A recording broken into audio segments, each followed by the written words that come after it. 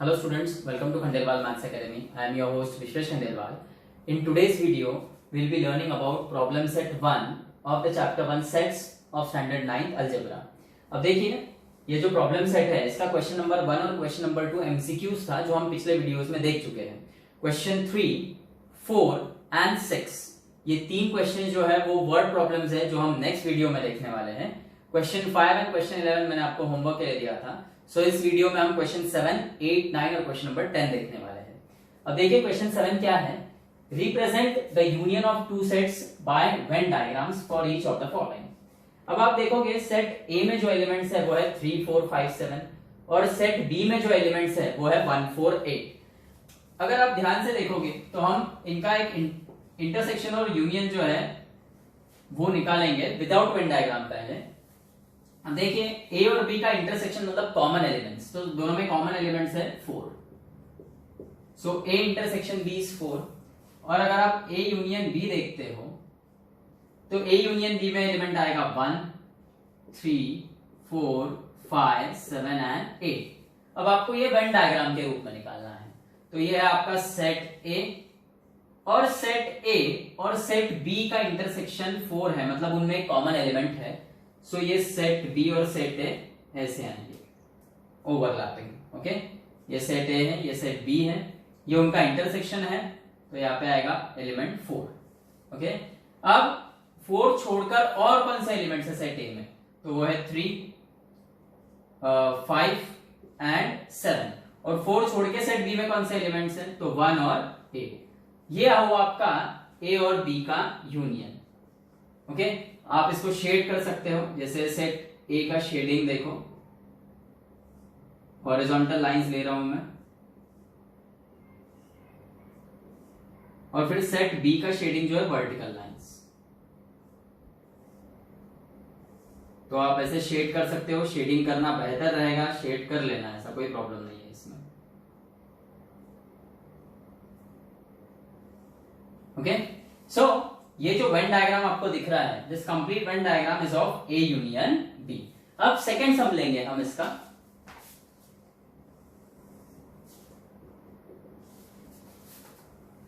Set P में elements है A, B, C, E and F और सेट क्यू में एलिमेंट्स है L, M, N, E and B.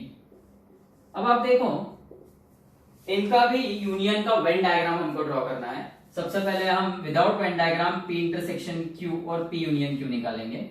Intersection मतलब common elements, दोनों में कॉमन है बी एलिमेंट और ई एलिमेंट, और दोनों का इंटरसेक्शन क्या आएगा, ऑब्वियसली ए, बी, सी, ई, एफ और ये एल, एम, एन, क्योंकि ई और बी ऑलरेडी लिख चुके हैं हम लोग.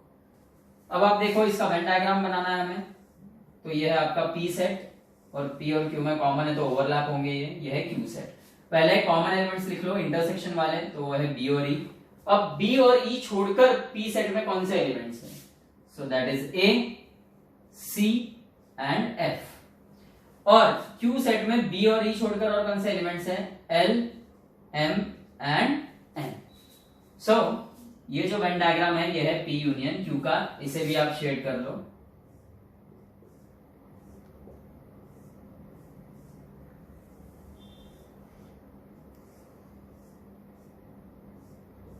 हॉरिजॉन्टल लाइंस पी सेट के हैं, पी सेट का शेडिंग, और वर्टिकल लाइंस क्यू सेट का शेडिंग है. Okay, so this is the third some of question number 7. अब यहाँ पे x is the set of all x such that x is a prime number between 80 and 100. ये set builder form में दिया है, इसे लिस्टिंग फॉर्म में लिखना होगा. सो 80 से 100 के बीच वाले प्राइम नंबर्स कौन से हैं, 83, 89 and 97. And y is the set of all y such that y is an odd number between 90 and 100. 90 और 100 के बीच के odd numbers हैं 91, 93, 95, 97, 99. अब सबसे पहले हम इनके कॉमन एलिमेंट्स लिख लेंगे. x इंटरसेक्शन y और एक ही कॉमन एलिमेंट है, दैट इज 97. और फिर इनका यूनियन देखो आप, सो वो आएगा 83, 89, 91, 93, 95, 97 एंड 99। अब वेन डायग्राम ड्रॉ करना है हमें, तो देखिए ये है x, कॉमन है दोनों में एलिमेंट्स इसलिए ओवरलैप होंगे। This is set x and this is set y। Common elements है 97, तो इंटरसेक्शन आएगा 97। अब 97 छोड़ के x में और कौन सा एलिमेंट्स है, सो वो है 83, 89, और 97 छोड़ के y में एलिमेंट्स कौन कौन से हैं, 91, 93, 95, 99। So this is x union y। आप इसे शेड कर लो। Horizontal line represents x sets and vertical lines represent y set.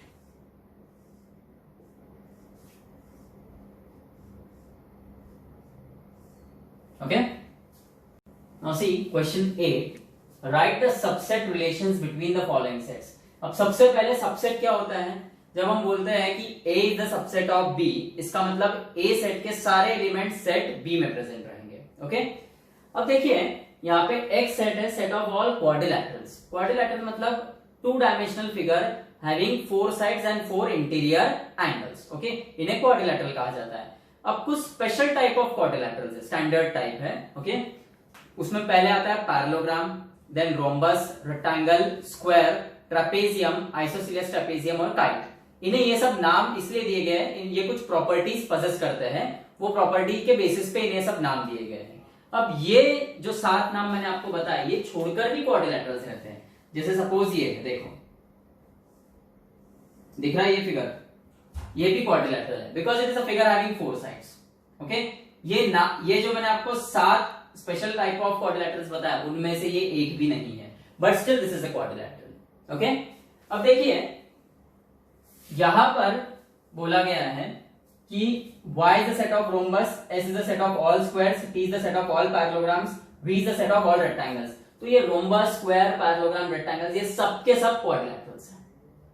Okay, all these are called as quadrilaterals क्योंकि ये सभी फिगर्स में 4 साइड्स होते हैं और 4 इंटीरियर एंगल्स है। सो जैसे मैं आपको बोल रहा हूं कि रोम्बस, स्क्वायर, पैरेललोग्राम, रेक्टेंगल सभी के सभी क्वाड्रिलैटरल्स है, इसका मतलब all these are subset of set x। मतलब y is the subset of x, s is the subset of x, t is the subset of x and v is also the subset of x। अब बात करेंगे rhombus, square, parallelograms और rectangles की। तो देखिए every rhombus is a parallelogram, every rectangle is a parallelogram and every square is a parallelogram. दुनिया का हर rhombus parallelogram है, दुनिया का हर रेक्टेंगल भी पैरेललोग्राम है और दुनिया का हर स्क्वायर भी पैरेललोग्राम है। क्योंकि क्वाड्रिलैटरल सीखते वक्त सबसे पहला जो क्वाड्रिलैटरल हम सीखते हैं वो है पैरेललोग्राम, और पैरेललोग्राम के स्पेशल केसेस है रोम्बस, रेक्टेंगल एंड स्क्वायर। तो इस पे डिपेंडिंग ऑन दिस थिंग हम बोलेंगे y is the subset of t क्योंकि every rhombus is a parallelogram. बाद में every square is also parallelogram, तो s is also the subset of t and every rectangle is also parallelogram, तो v is the subset of t। सब कुछ parallelogram है और वैसे ही स्क्वायर सब कुछ है, मतलब every square is a parallelogram, every square is a rectangle and every square is a rhombus. So देखो every square is a parallelogram, इसका मतलब s is the subset of t जो हम यहां पे बता चुके हैं। फिर every square is a rhombus, तो s is the subset of y, और every square is a rectangle मतलब s is the subset of v। Okay, अब बचता क्या है, रोम्बस और रेक्टेंगल। तो रोम्बस और रेक्टेंगल के बीच में कोई रिलेशन नहीं है। No rhombus is a rectangle and no rectangle is a rhombus. तो आपको ये सब चीजें पता होनी चाहिए, तभी आप ये अच्छे से लिख पाओगे। ओके, अब देखिए m इज एनी सेट, मतलब इसमें कुछ एलिमेंट्स होंगे, हमें फाइंड करना है right m union null set. Null set जिसमें एक भी एलिमेंट नहीं रहेगा, और m यूनियन नल सेट।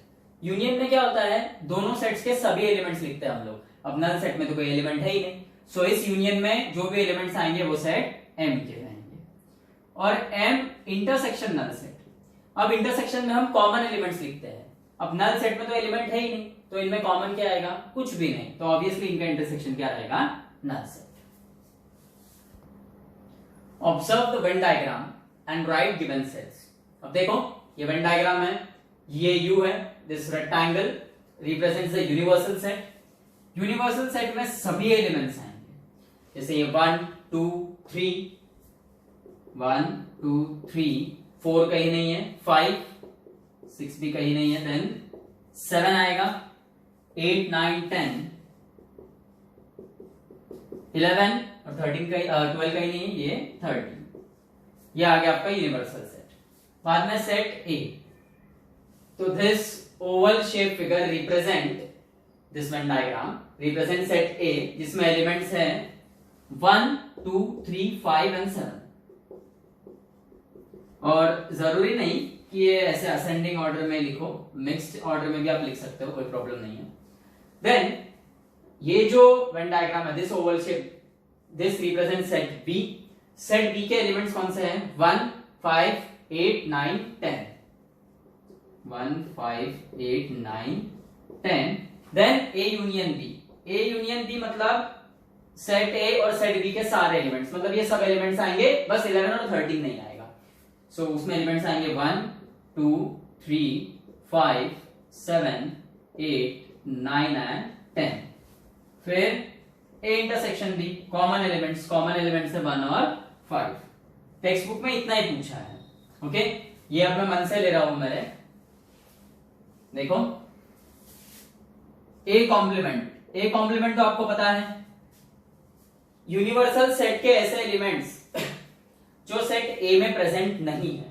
मतलब आप यहां पे अगर देखोगे तो ये सेट ए के एलिमेंट्स हैं 1 2 3 5 7, ये छोड़ के बाकी के एलिमेंट्स लिखो तो आएगा 8 9 10 11 और 13। 8 9 10 11 एंड 13 इस ए सेट के एलिमेंट्स छोड़कर, 8 9 10 11 एंड 13। फिर बी कॉम्प्लीमेंट, मतलब ये जो बी सेट है इसके एलिमेंट्स छोड़कर बाकी के एलिमेंट्स, तो 2 3 7 11 एंड 13। और उसके बाद ए यूनियन बी का कॉम्प्लीमेंट, इसको ब्रैकेट देना होगा, सॉरी ये ब्रैकेट देना होगा, ओके। ब्रैकेट नहीं दिया तो उसका मतलब होता है ए यूनियन बी कॉम्प्लीमेंट, सिर्फ बी का कॉम्प्लीमेंट कंसीडर होगा, तो ब्रैकेट देना जरूरी है। ए यूनियन बी कॉम्प्लीमेंट, ये ए यूनियन बी को रिप्रेजेंट करता है, तो इसका कॉम्प्लीमेंट मतलब 11 और 13। So A union B complement में 11 13 आएगा। अब A intersection B complement, A intersection B के दो एलिमेंट्स है 1 और 5, तो ये दोनों छोड़कर बाकी के सारे एलिमेंट्स 2 3 7 8 9 10 11 एंड 13। और फाइनली यूनिवर्सल सेट का कॉम्प्लीमेंट, आप प्रॉपर्टीज में देख चुके हो, यूनिवर्सल सेट में सब कुछ आता है, तो उसके कॉम्प्लीमेंट में कुछ भी नहीं आएगा, मतलब वो रहेगा नल सेट, ओके।